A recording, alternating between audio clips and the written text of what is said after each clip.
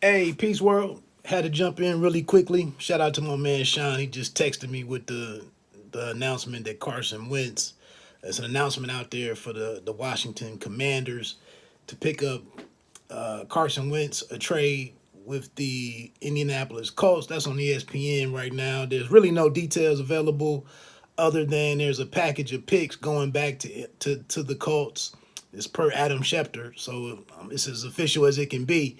The It's a note in here that the return is two third round picks.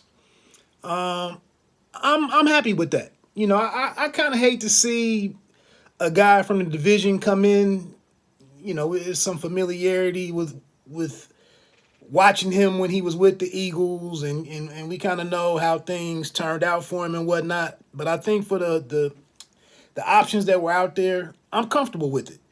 He didn't have a bad season last year. 62.4 completion percentage, 3,500 yards. Your big time quarterbacks nowadays are throwing 4,500 yards, 4,800 somewhere in there. So maybe he's not passing as much, but I just got another text about it. Sean's brother actually. But yeah, 27 touchdowns, 7 interceptions, 94.6 on his QB rating. I'm comfortable with that. You can't. I think for a good team, you can't sit here and everybody can't do what the Rams did. They had a goal in mind and it happened to work for them. Usually, you can't buy a Super Bowl ring. That's one of the more difficult sports to do it in. But it worked for them. They were hosting the Super Bowl, the second team to be hosting the Super Bowl and win it in their own building, with Tampa Bay doing it as well. I believe that was in Tampa. So they had, they did it. And they don't have a draft pick, a first round draft pick until like 2024 or something. But for Washington, again, man, we trying to regain some stability with the franchise. Just a couple of years removed from Allen and all his BS that he was doing. Wentz isn't, the guy that you wanted, but to give up a couple of third round picks, not the biggest in terms of draft capital. The main thing is this, in my opinion, the big win here is this. We really need to see whether Scott Turner is a capable offensive coordinator or not. I'm no football guy. I'm nobody's scout, a former front office guy, former player, none of that. It's very hard to assess whether Scott Turner is a hack offensive coordinator or a low level offensive coordinator, or if his offense looked limited because of the guy who was pulling the trigger, and Taylor Heineke. There's complaints to the kids. Arm strength, because he has arm strength issues, that leads to accuracy. And again, we don't attack down the field. We typically dink and dunk our way all the way down the field. Other teams, are extending the red zone from the 35-yard line or out to the 35-yard line, maybe even the 45-yard line. The Commanders, the Washington football team, dink and dunk all the way down to the goal line and then run some conservative BS and then kick a field goal. Field goals don't win you games. So at least with Carson Wentz, I think, everything coming into the league with the first round pick and high, I don't know I can't remember if he was number one overall. I think he was a number 2 pick to the Eagles. But the arm strength was there, good size. He had some mobility then. He would use his legs early on and whatnot. All of the good QB boxes were checked. He just might not, his availability. He missed a couple games last year or missed some preseason last year with Indianapolis. But he has all the necessary tools to be able to do everything that you need an NFL quarterback to do. Like I said, the interceptions were down.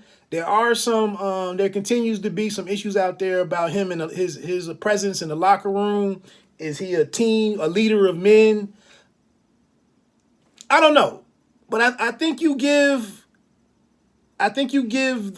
Turner what he needs to do, what he needs to have a solid, a well-rounded offense, and you put the onus on your coaches to deliver.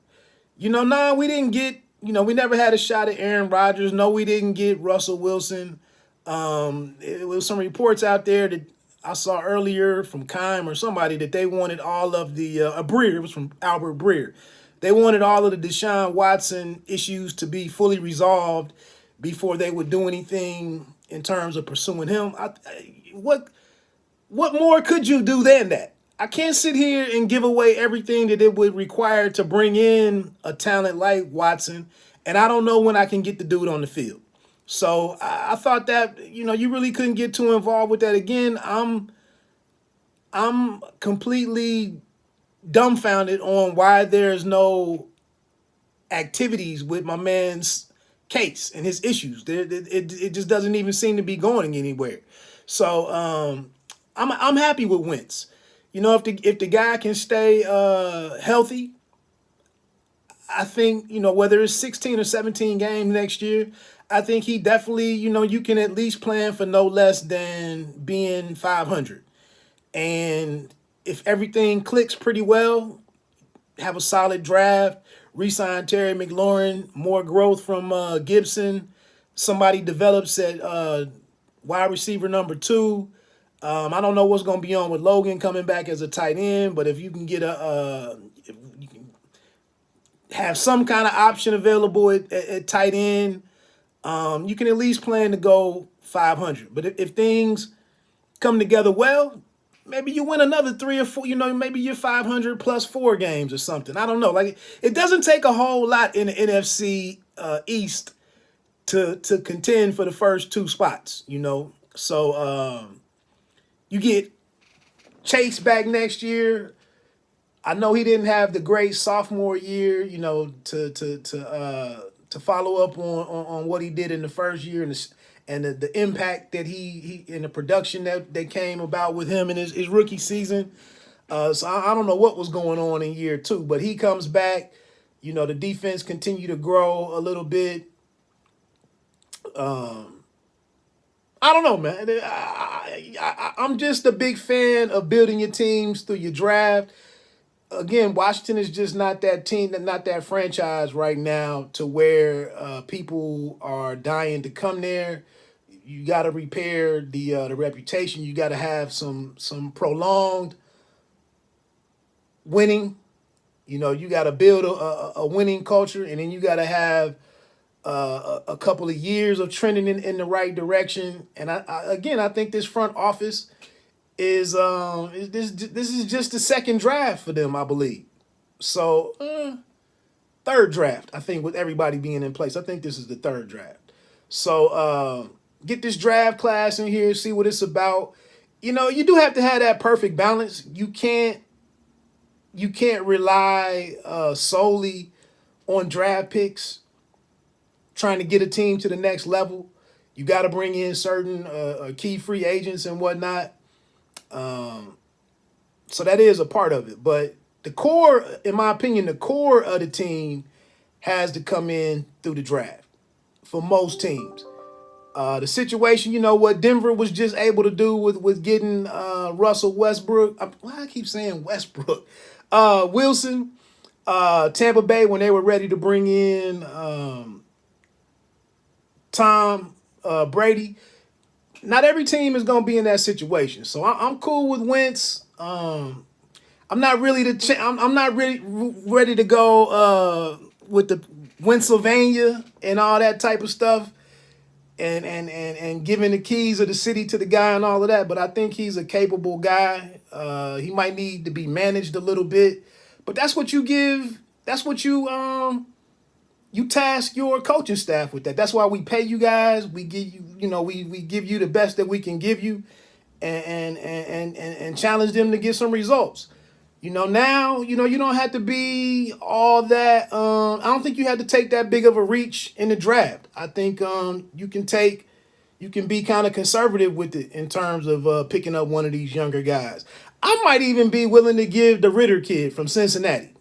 You know, I don't know where they're projecting him at this particular moment, but the guy did quite a bit there in Cincinnati, especially his last 2 years.